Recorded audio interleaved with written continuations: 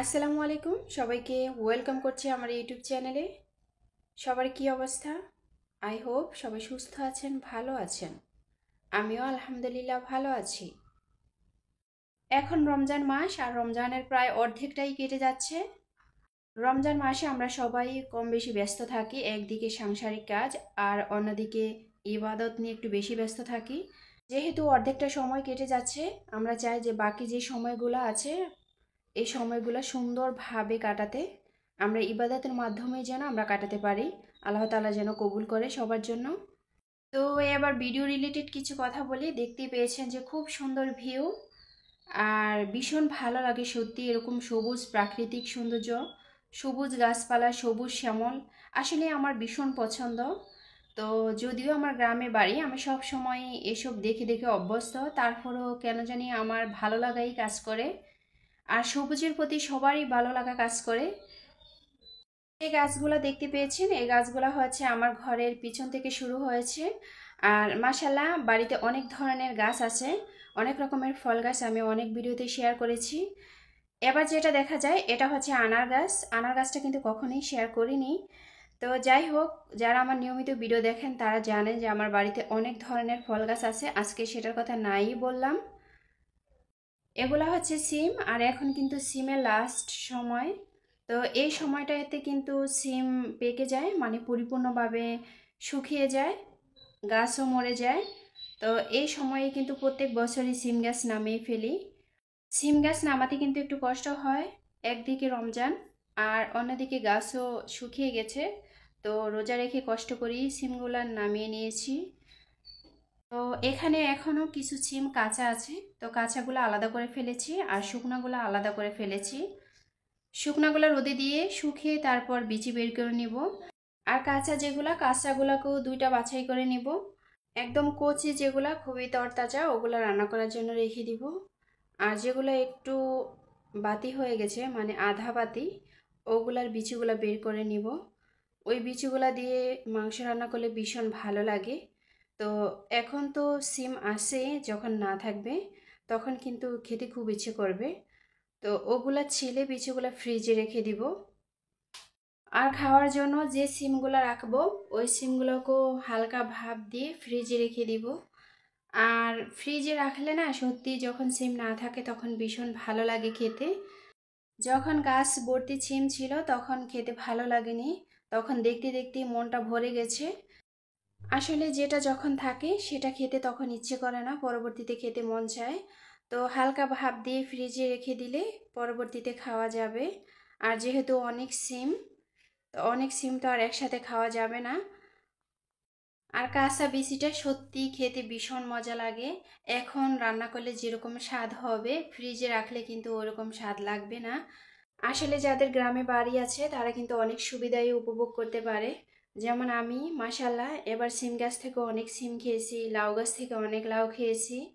আর সবজি গাছ কিন্তু গ্রামে বাড়ি থাকলে কম বেশি থাকবেই সবার বাড়িতে। তো আজকে কিছু সিম রান্না করব সাথে আলু দিয়ে। যদিও রমজান মাস, ছোটবেলায় মা দেখতাম সব সময় সিম দিয়ে আলু দিয়ে আরো বিভিন্ন কিছু দিয়ে একটা সবজি তৈরি করতো, এই সবজিটা খেতে ভীষণ ভালো লাগতো। তো আজকে আমি তেমন কিছু নিব না, এখানে শুধু আলু আর সিমটাই নিয়েছি। মায়ের হাতের রান্না সত্যি ভীষণ মজার হয়, আর মায়ের রান্নাকে খুব মিস করি। যেখানেই যাই যত ভালো খাবার খাই না কেন মায়ের হাতের রান্নার মতো মনে হয় না। আর নিজেও যত চেষ্টা করি মায়ের মতো রান্না করতে, কিন্তু মায়ের মতো রান্না কখনই হবে না, মা তো মাই। আসলে মায়ের কথা মনে পড়লে সত্যি ভীষণ কষ্ট হয়। তো এখানে আমি সিমগুলাকে ভালোভাবে ধুয়ে পরিষ্কার করে নিতেছি। যেহেতু অনেক দিন থেকে বৃষ্টি হয় না, যার কারণে সিমের গায়ে একটু ধুলোবালু বেশি ছিল। আর এই সময়টা না সত্যি ধুলাবালুর, যতদিন বৃষ্টি না হবে ধুলাবালু কখনই কমবে না।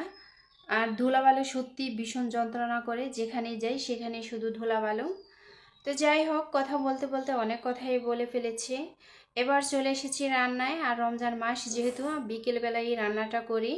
রমজান মাসে কিন্তু সবাই বিকেলেই রান্না করে, যাদের ঘরে বাচ্চা আছে হয়তোবা তারা সকালে অথবা দুপুরে রান্না করে, কিন্তু আমি বিকেলেই রান্না করি। বিকেলে রান্না করলে হয় কি, গরম গরম খাবারটা থাকে সন্ধ্যার সময়, ইফতারের সময়, তো তখন খেতে ভীষণ ভালো লাগে। আর একটু ঠান্ডা হয়ে গেলে তখন আর ভালো লাগে না। গরম খাবারটা সত্যি অনেক ভীষণ স্বাদের হয়। এই নিরামিষটাও অনেকে অনেকভাবে রান্না করে। আমি যেভাবে রান্না করেছি সেটা হলো, আমি হলুদ মরিচের ভিতরে আগে সবজিগুলো ভালোভাবে একটু কষিয়ে নিয়েছি, পরে আমি বাগারটা দিতেছি। অনেকেই পেঁয়াজ রসুনের বাগারটা আগে দিয়ে পরে রান্নাটা করে। তো যে যেভাবে রান্না করে, আমার কাছে মনে হয়েছিল যে পরে বাগারটা দিলে এটার গ্রানটা থাকবে, খুবই ভালো লাগবে। আসলে গ্রানটা সত্যি ভীষণ মজার হয়েছিল যখন খেয়েছিলাম, খুবই স্বাদ করে খেয়েছিলাম।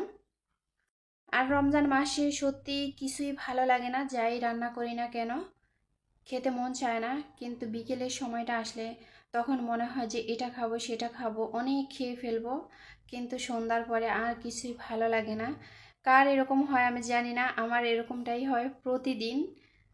অনেকে জানেন যে আমি হাঁস মুরগি পালন করি, যারা আমার নিয়মিত ভিডিও দেখেন। তো এখানে আমি হাঁসের ডিম মুরগি ডিম একত্রে রেখেছিলাম। আর ডিমগুলো একটু ময়লার ছিল, আসলে কাজের চাপে কিন্তু পরিষ্কার করা হয়নি। তো যাই হোক, একটু পানিতে ভিজিয়ে রাখলেই পরিষ্কার হয়ে যাবে। আর দেশি ডিমের তো তুলনাই হয় না বাজারে ডিমের চাইতে। তো সত্যি ভীষণ স্বাদের হয়, খেতেও খুব মজা হয়। তো এখান থেকে কিছু ডিম সরিয়ে রেখেছি, কারণ সবগুলা ডিম একত্রে রান্না করলে খাওয়া যাবে না, আর বাসি তরকারি খেতে পরে ভালো লাগে না। তো আমি ডিমগুলাকে একটু ভালোভাবে ধুয়ে নিতেছি, কারণ ডিমের গায়ে অনেক ময়লা ছিল। আর আসলে পরিষ্কার পরিচ্ছন্ন থাকা ইমানের অঙ্গ। তো সব সময় চেষ্টা করি পরিষ্কার থাকার। আর গ্রামে বাড়ি থাকলে সত্যি বেশি কাজ থাকে। শহরের তুলনায় কিন্তু গ্রামে অনেক কাজ, আর আমরা অনেক পরিশ্রম করি, রোদে পড়ে বৃষ্টিতে ভিজে কাজ করে থাকি। যারা চার দেয়ালের মাঝখানে থাকেন তারা তো আর এটা জানেন না, তারা এই উপলব্ধি কখনই করতে পারবেন না।